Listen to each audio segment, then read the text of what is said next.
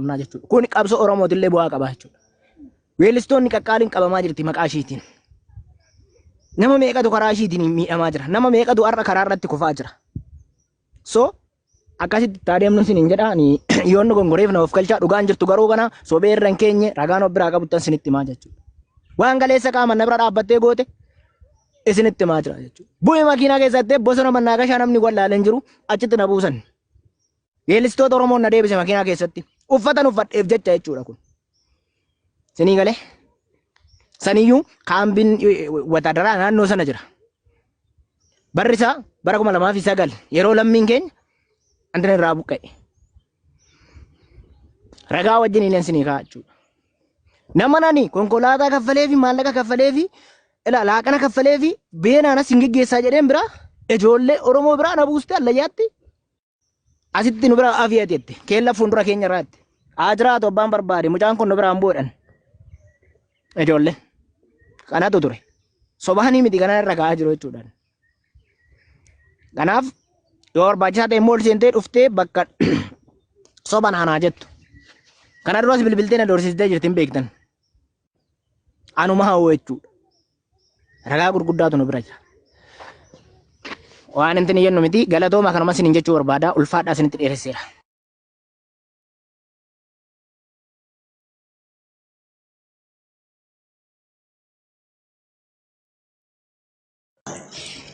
Keelloo galatoome bilbila bira hin jira fakkaata. Intalattini galchi modee tana qabda eebbaa kana galchi. Horii akka keetii kana wajjin eebbaa kana galchi. Horii akka keetii kana wajjin naasa'uudhaaf yeroon qabu eebbaa mee ol seen yoo xiqqoo isheen waliin dubbachuu barbaadde.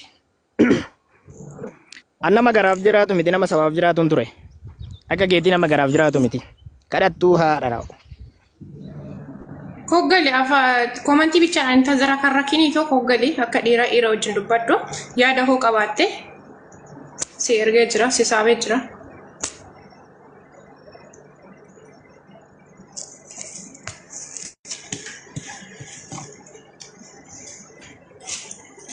Weba kenteri harra budak keti harren tufesa kolaste kubas harati wano ciminte sani fusen unden do beke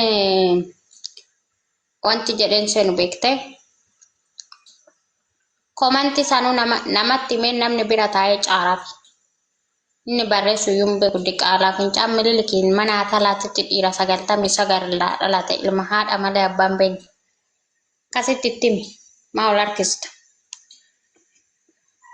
Manni keenya mana dhiira kolaafamtu osoo hin taane mana dhiira. Kootol seeni aadubba tol seeni sila harkisanii. Inseenonni dhiira harreen kolaaste seenaan bira. Dhugaa rabbii of hin bontula yeroo sana birriin qarshiin hanqateen birriin morma kootii ofirraa gurgure birrii morma kootii baasee kenne yeroo sana jechuudha. Sababii kanatti jechuudha. 50 nu gaafachiisan gareen kun lamaan masii fi gareen masii. Weellisaa tokkos maqaa isaa dha'uun barbaadu atuun beektaa kan.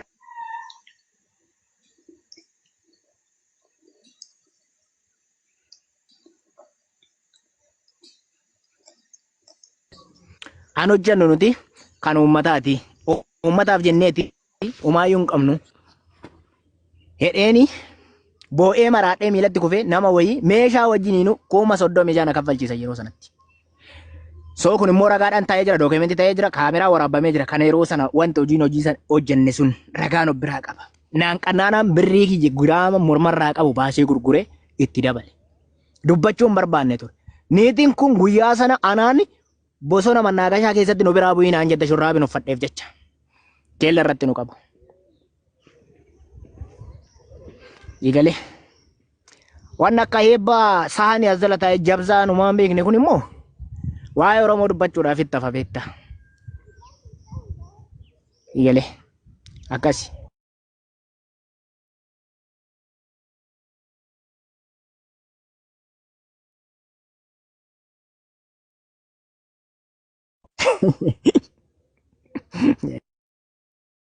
Dubbadhaa fi imboon ta'ee dadhatte masii dubbadhaa warra dala jirtan hunduu dubbadhaa.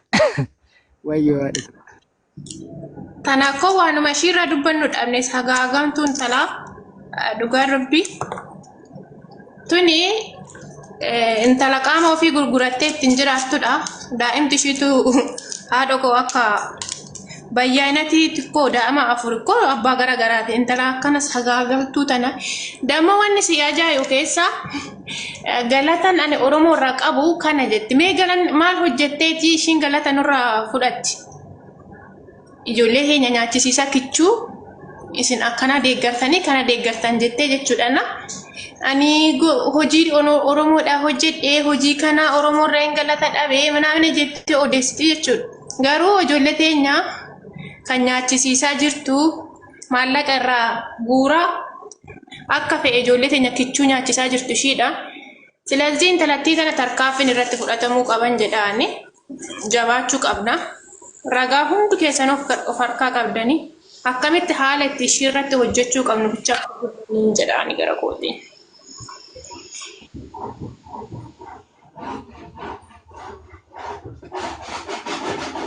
Gaaddi see dubbadhoo fi boontoon hin jirtu fakkaata. Yoo yaada qabaatti yookaan sanyii. Iccitiin gadi bahee afachuu Kiyyaar Bashiir iccitii ishii gadi baasee dhaggeeffadhaa kinoo gudii jiru dhaggeeffadhaa Oromoo. Waggaa 100 waloo wajjin jiraate. Imagine bara Minilikii kaasee hagamma waggaa 100 guyyaa tokko wallolee uummata hin beekne barana wallolan. Fiigale sanuu ka godhe si. Eenyuuf qawwee bittee deemtee kennitee deebitee adaabbaa. Oromoo Tuulamaa fi Oromoo asii komandoo jechaadha.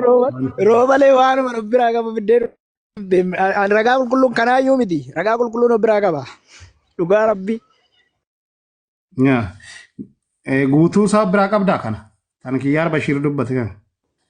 Kan Kiyyaar dubbate miti yeroo isaan mari'atan kan waraabamee jira lafa.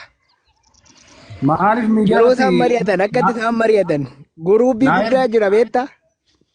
Masiin nu gargaarti, masiin nu gargaara malee dhala. Masiin nu gargaarti, masiitu karaa nuu bana, ishiitu ulaa nuu bana jechaa turan. Isaan illee jechuudha. Mee wanni kara keessatti naa ergime. Dhaggeeffadhaa kennu. Kun waggaa 100 waloo wajjin jiraate. Imagine bara Minilikii kaasee hagamma waggaa 100 guyyaa tokko wallolee uummata hin beekne barana wallolan. Fiigale sanuu ka godhe si. Eenyuuf qawwee bittee deemtee kennitee deebitee adaabbaa. Kun hundi isaa ragaa wajji gadi yaa'a quba qabaadhu. Okay. And ba'and.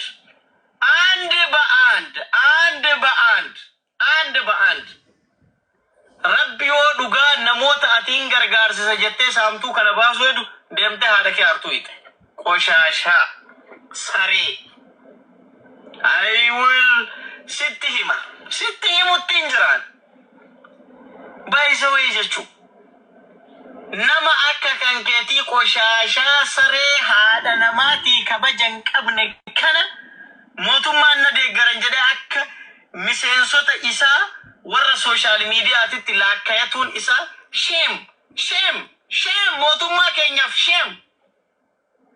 Anamma jechuun anamma badhaadhina deeggara. Ana gammaa dhaaba siyaasaan qabu Oromoo dureef sagalee ta'u Oromoo beelee haga danda'e gargaaru Oromoof sagalee ta'u ani immoo amma badhaadhina tahee mootummaa Itoophiyaa deeggaree namoota gantuu wishaa saree safuun beeku tagaraa isiitii yoo argatte ati jechuun booyyeedha masarratti. Booyyee beektamasi booyyee asaamaa ka afaan Amaaratiin jedhaniinsan ka ilmaan ofii nyaatu. Ati deebitee ijoollee kee hin nyaatta hin gurgurte jechuudha. Xabbastee eela irratti akooftee nyaattaati. Namitti wishaa. Annaa gaayis akkasii.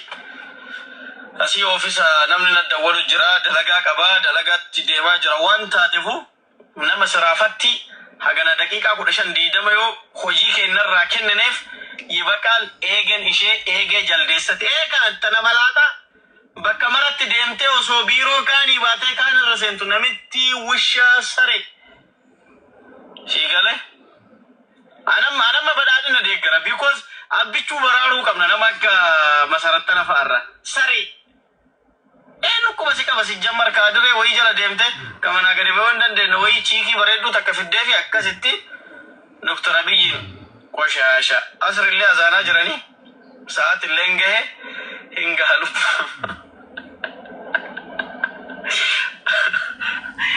Masii koontu ijoollee